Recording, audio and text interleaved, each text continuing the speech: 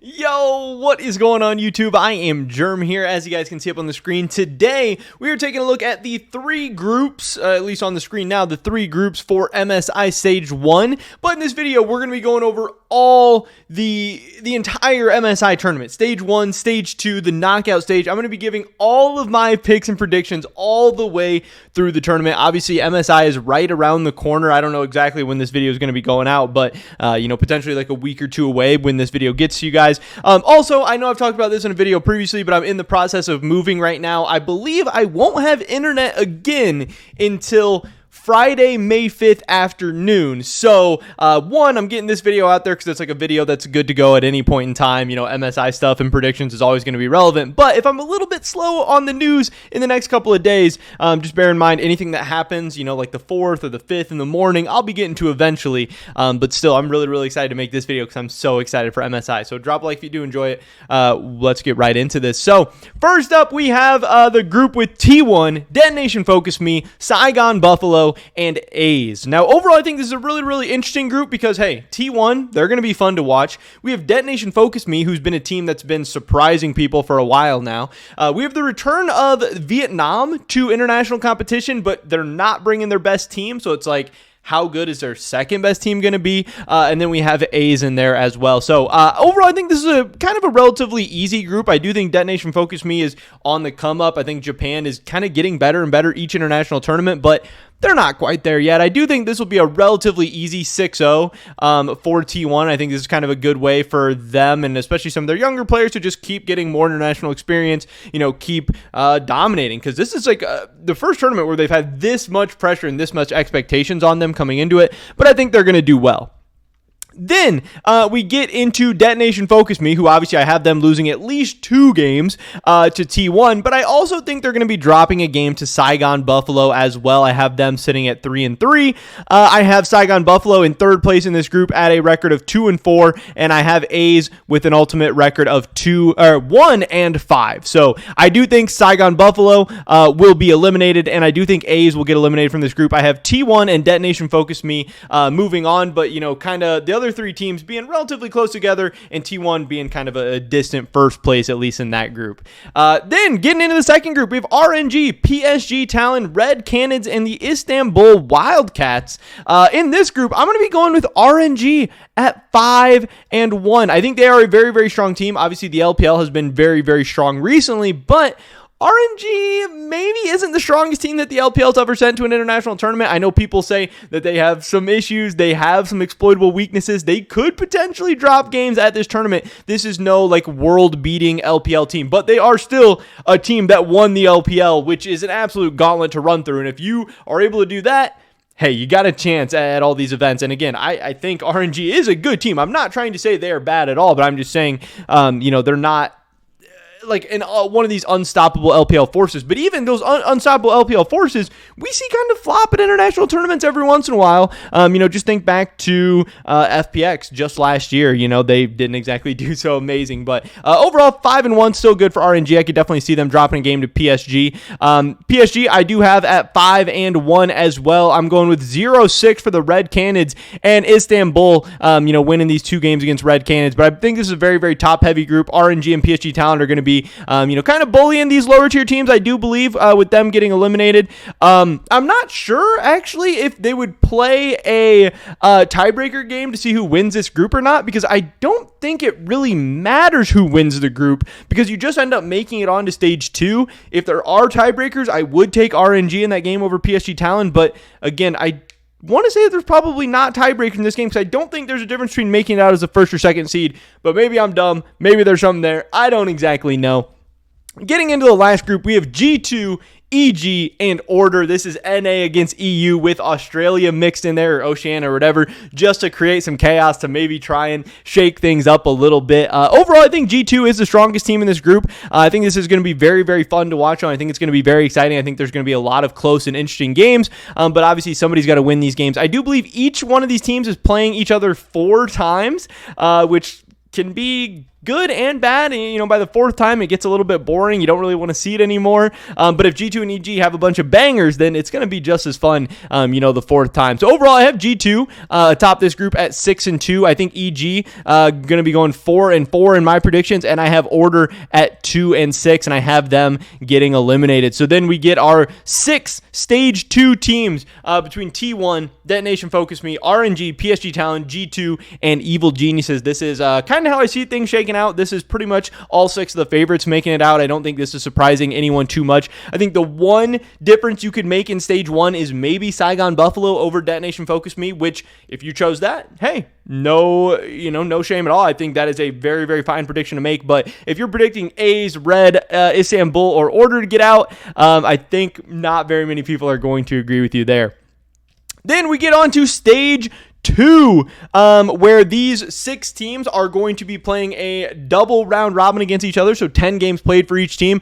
Everybody's going to be playing everybody. This is going to be such a good experience for so many of the young players and teams here. I mean, Detonation Focus Me and PSG Talon just getting to keep playing against these top teams around the world is going to be awesome. G2 and EG, Danny, JoJo, Flocked, Targamas, all these guys getting international experience is going to be great. But there are also going to be some very, very good games here.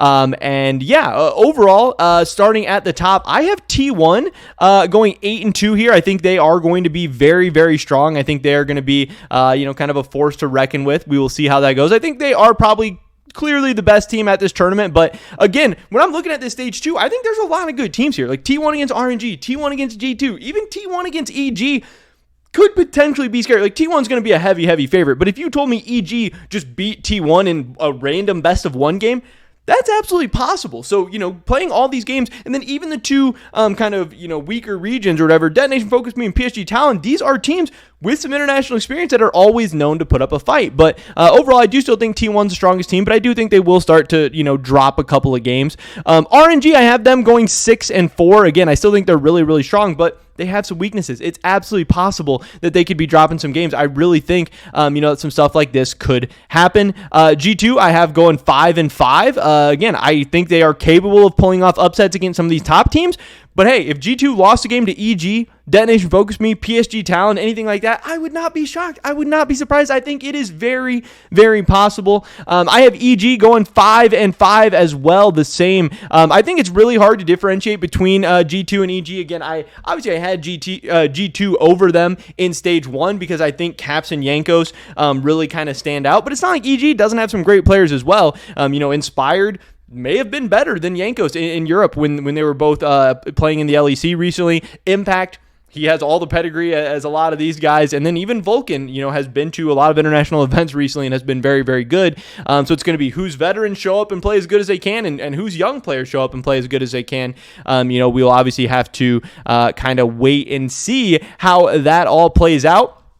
Then I have Detonation Focus Me. I have them at 2-8. I do think that overall they are the weakest team of these 6. Like I said, Japan, it's on the come up. They're getting better and better each year, but still I think Detonation Focus Me is kind of, and Japan is kind of cementing themselves as maybe the best emerging region or the best small region, weak region, whatever. But I still think there is a little bit of distance between them and some of the upper tiers and upper regions, but I think it's totally capable that they could win a couple games. And then finally, I have PSG Talon at 4-6. I don't know if this PSG Talon is as strong as some of the PCS teams we saw last year. I don't know if this team will be making the semifinals once again. I kind of see them as it's probably a little bit weaker than the Western teams that are going to be getting in. At least that's what I'm hoping for. So I do have Detonation Focus Me and PSG Talon getting eliminated. G2 and EG, how spicy would it be if they got to play a tiebreaker game to see who dodges T1 and who doesn't? I think it'd be super fun. I think it would be super interesting. Overall, in that game, I would definitely take G2 over EG. We know Europe's just ability in those tiebreaker games. And again, I do give G2 a slight advantage over G2 or over EG overall. So that's kind of how I would see it. I would see T1 as the 1 seed, RNG as the 2 seed, G2 as the 3 seed, and EG as the 4 seed, which takes us to this. The bracket, the knockout, the best of 5s. These are going to be fun. T1 against EG in our first series. And I don't think there's any way to go with this besides 3-0 for T1. I could pick maybe EG taking a random game or something like that. But man, Faker against JoJo in the mid lane in a best of 5. I just don't see that ending well for EG. EG has a lot of players that will get amazing experiences from this, and I really hope EG does at least reach the semifinals because, again, getting as many best of 1 games as possible and then getting best of 5 games and getting to stay in Korea longer and scrim more and play solo queue more and do all these things and play a best of 5 against T1 and Faker is going to be such invaluable experience for all of these players. But yeah, overall, I would not see it ending very well for EG. I would see them, getting bounced in the semifinals, but still, that's doing better than North America did last year. That's us getting closer and closer. And again, if EG can use that experience to level up in the LCS, make the LCS better overall, make our region and teams better overall, and maybe make themselves better for this coming Worlds run, I think that would be great. But I do see T1 making it onto the finals. And then RNG against G2. I think this one would be so fun. Obviously, G2 is super variable. If Caps and Yankos play their best, I really think they can stand toe-to-toe with many teams in the world. But if Caps and Yankos don't show up and it's going to be, relying on Flockhead and Broken Blade to carry games, I think they're great players and I think they can do that. But are they going to, at this point in their career, are they going to consistently do that on the international stage? I don't know, but at the end of the playoffs, we saw a really, really leveled up version of Caps and Yankos, I do think. So I want to take G2 over RNG in this one 3-2. Obviously, this is some Western hopium, but I really think that they could do it, and I think this would be such a fun series to watch. And man, if they can get this thing to go 5 games, G2 is the team that has the international performances. Caps is the guy who goes toe-to-toe with everyone in the world. This is a guy who's made it to 2 finals. This guy's an MSI champion. I think that they could do it, and I have G2, moving on to the grand finals to take on T1, and this series would be insane. Faker has said he wants to play G2. G2 has knocked him out of events before. He wants to get his revenge on Caps, on G2.